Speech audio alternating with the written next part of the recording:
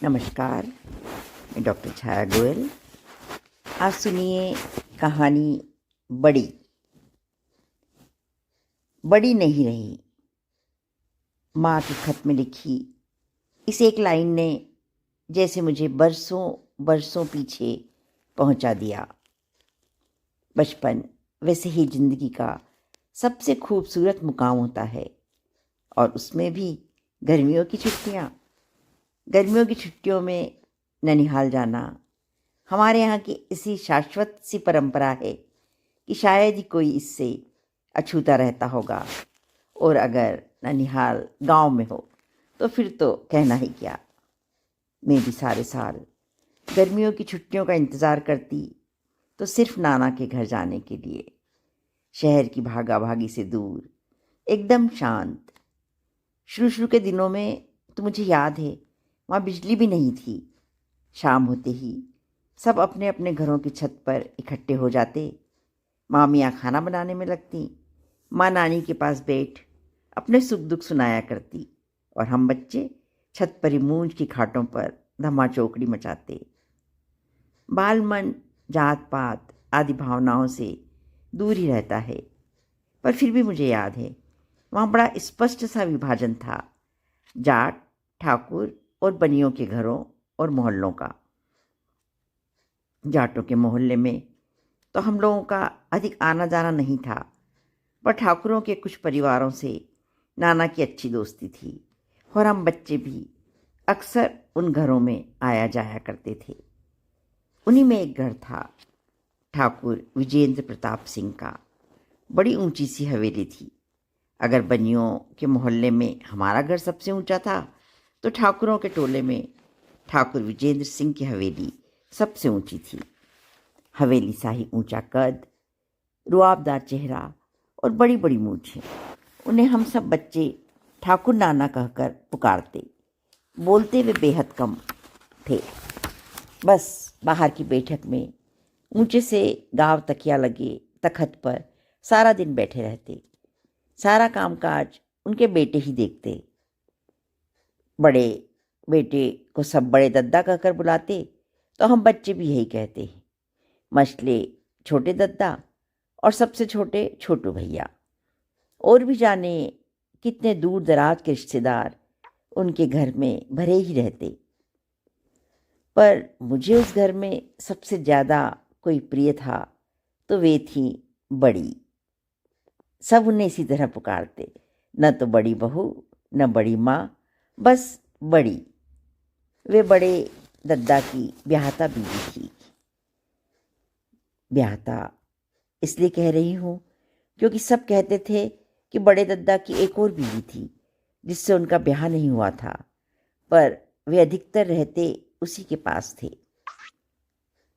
माँ और नानी की बातें सुन सुनकर मैंने जो ज्ञान इकट्ठा किया था, उसके हिसाब से बड़ी को ठाकुर साहब बड़े धूमधाम से ब्याह कर लाए थे। पास के गांव के एक बड़े रईस ठाकुर की बेटी थी वो। शादी के समय उनकी उम्र कोई यही 10-12 वर्ष रही होगी, और बड़े दद्दा कोई 20-22 साल के थे। पर यह शादी बड़े दद्दा की मर्जी के विरुद्ध हुई थी। वो उसी गांव की किसी छोटी जाति की लड़की से ब्याह करना चाहते थे।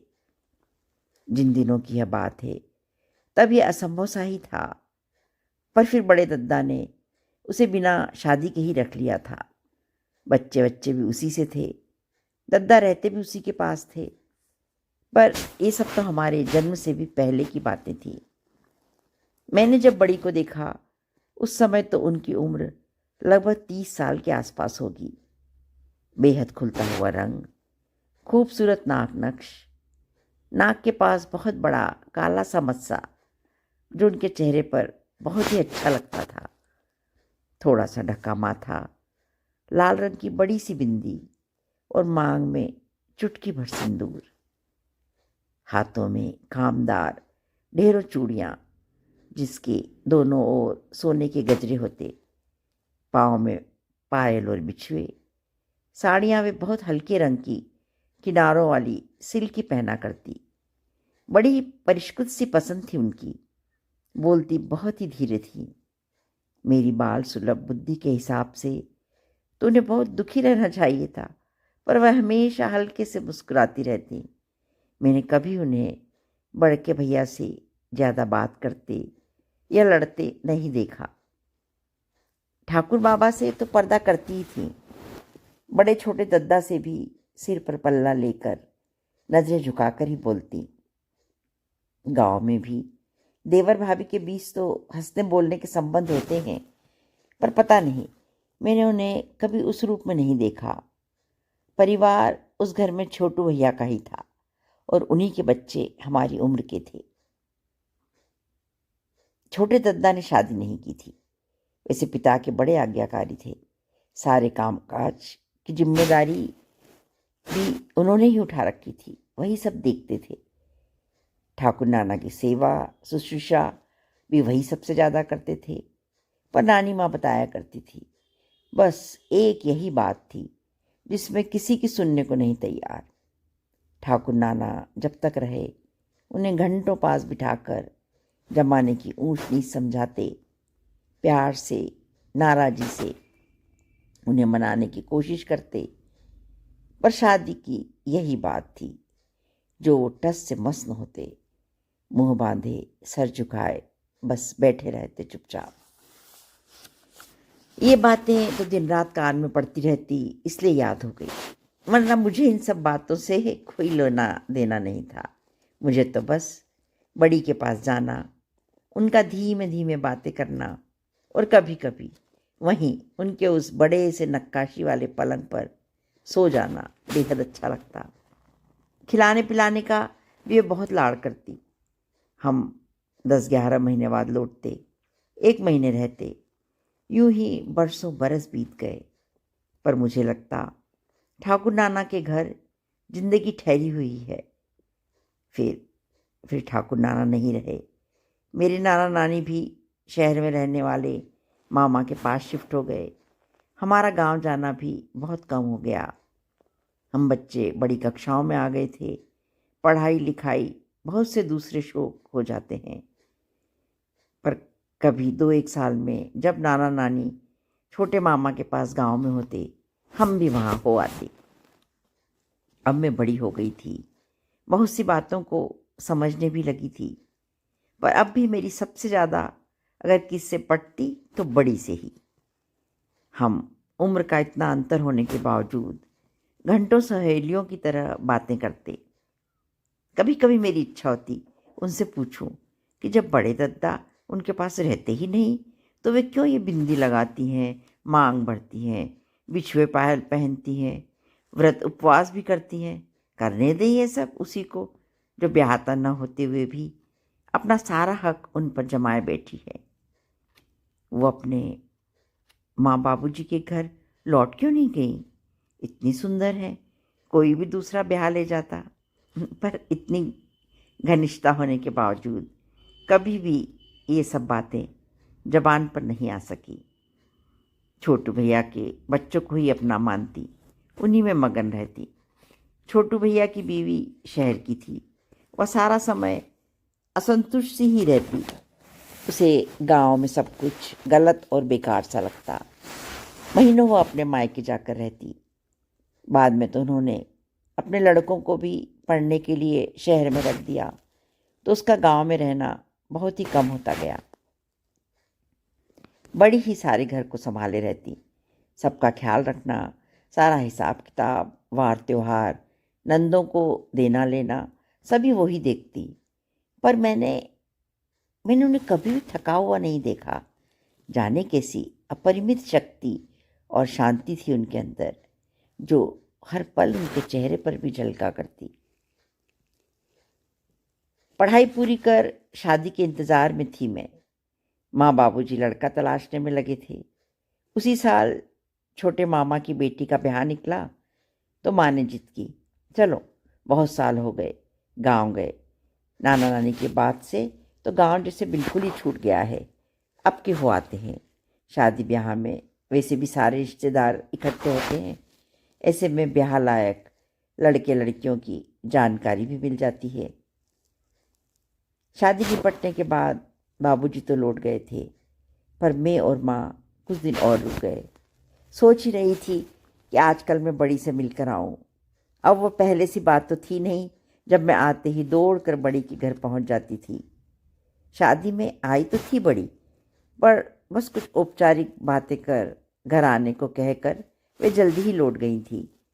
बाद में मामी ने बताया था, बड़े दद्दा बहुत बीमार चल रहे हैं और अब यहीं रहते हैं।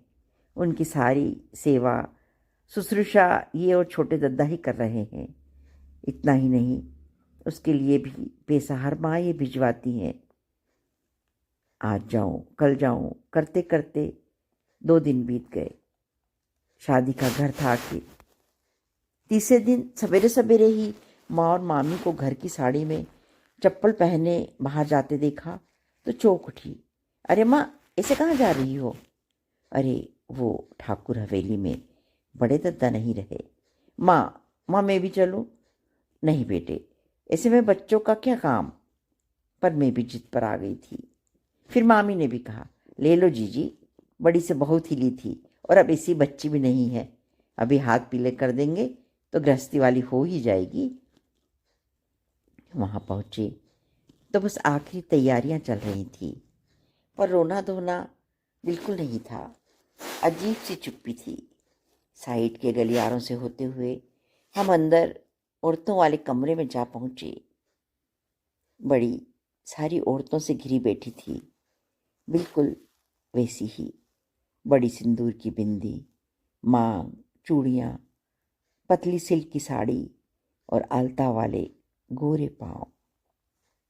चेहरे पर वही स्निग्धता और शांति। औरतों के समूह में धीरे धीरे खुसुर पुसुर चल रही थी। घर का बड़ा कोई था नहीं, जो भी थी रिश्ते की चाची भाभी मामियाँ थीं। इतने में बाहर से कोलाहल उठा। किसी के जोर जोर से रोने की आवाज़ आई तो सबकी उत्सुकता जाग उठी। ये रंजना होगी, रंजना रंजना हैगी, महिलाओं में किसी ने कहा। तो जाने कितनी उत्सुक आंखें खिड़की से झांकने लगी। अच्छा, तो उसका नाम रंजना है। मैंने भी नाम शायद पहली बार सुना था। सबके चेहरे के भावों से समझ आ गया था यह वही पल्ले घर वाली है।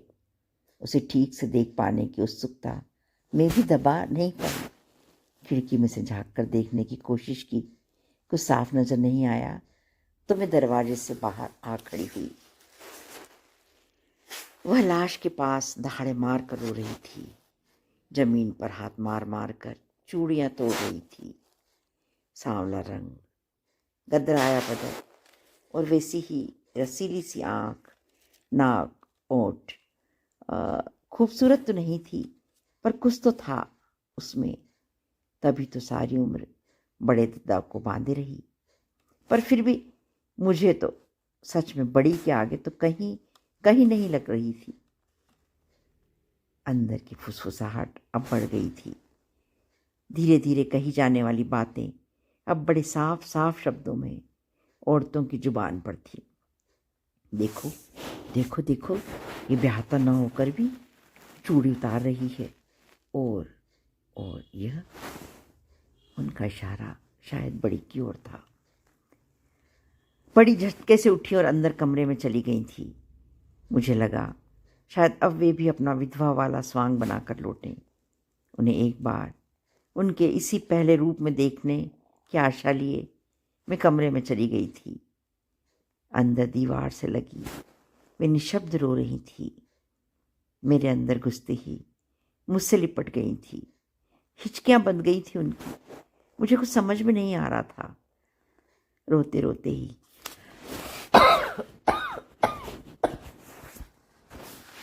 जैसे अपने आप से बोली थी, नहीं बचवा,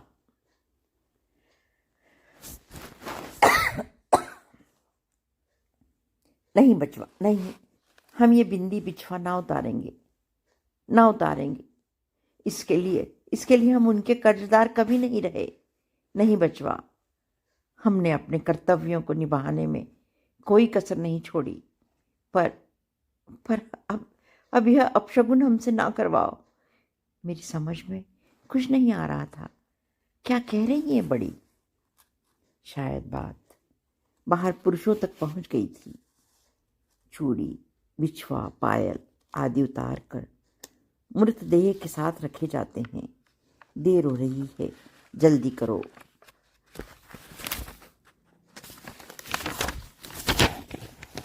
जल्दी करो, जल्दी करो, कोई कह रहा था। छोटे दद्दा दरवाजे पर आ खड़े हुए थे। शायद बाहर से लोगों ने उन्हें भेजा होगा। अब तो घर के बड़े वो ही थे। बड़ी, उन्होंने बहुत धीमे स्वर में पुकारा था, पर मुझ पर नजर पड़ती ही जैसे फिर ठिठक से गए थे, फिर साहस कर अंदर आए थे। बड़ी, बड़ी, ये क्या बचपना है। रस्म रिवाजें तो मानने ही होते हैं। सारी जिंदगी रस्म रिवाजों को ही तो होम की है हमने, तुमने। पर तुम खूब जानते हो, तुम खूब जानते हो लाला, जो मांग रहे हो वो कभी तुम्हारे भैया का नहीं था। बड़ी, बड़ी, लोग इंतजार कर रहे हैं।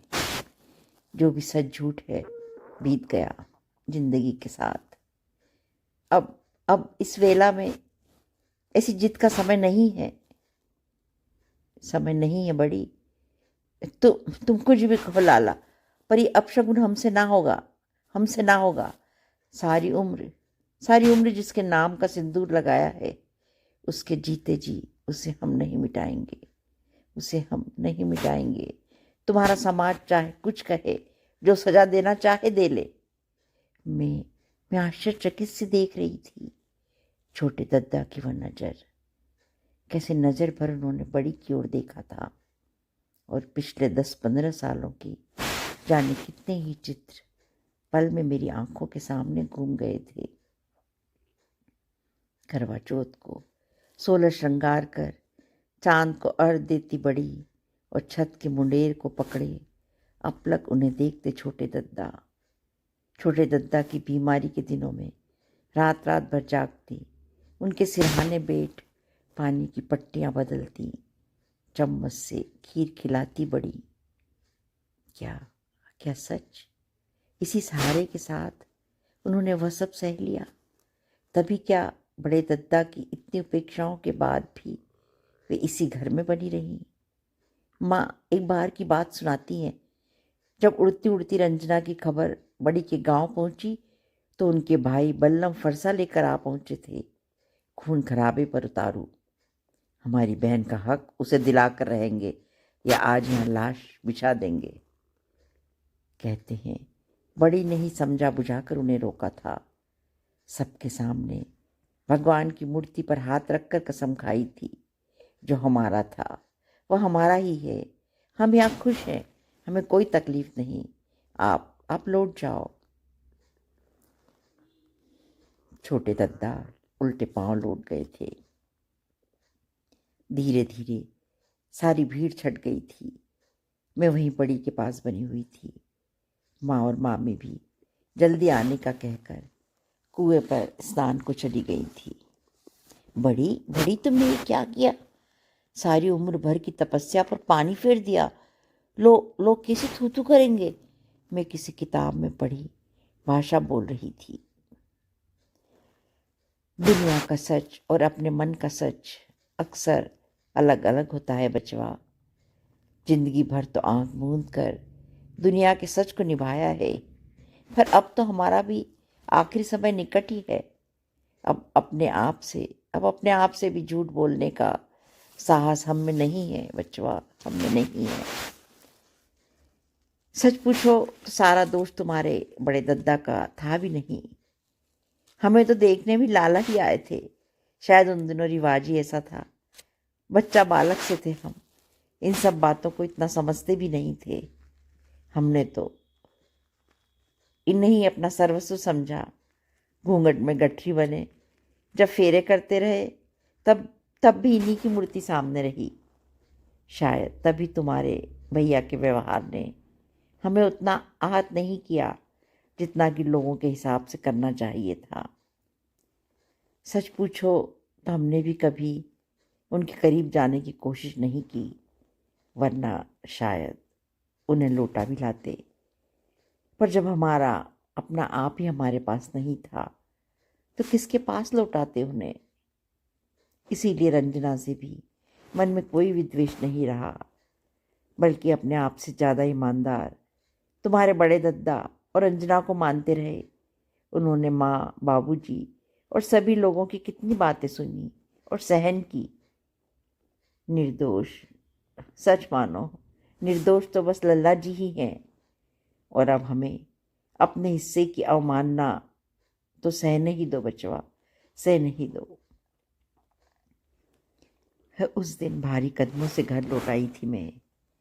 बरसों बीत गए, मेरी भी शादी हो गई, फिर कभी गांव जाना नहीं हुआ। पर आज भी कभी कहीं नैतिकता, पवित्रता, चरित्र, इन भारी भारी शब्दों की बात चले तो मुझे लगता है कभी कभी किसी परिप्रेक्ष्य में ये बड़े बड़े शब्द कितने बोने हो जाते हैं। मैं उस नन्ही सी बालिका से बाल बच्चों वाली महिला में तब्दील हो गई, पर बड़ी को मैं कभी नहीं भूल पाई।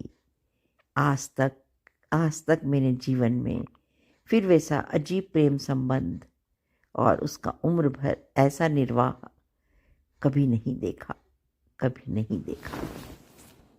धन्यवाद।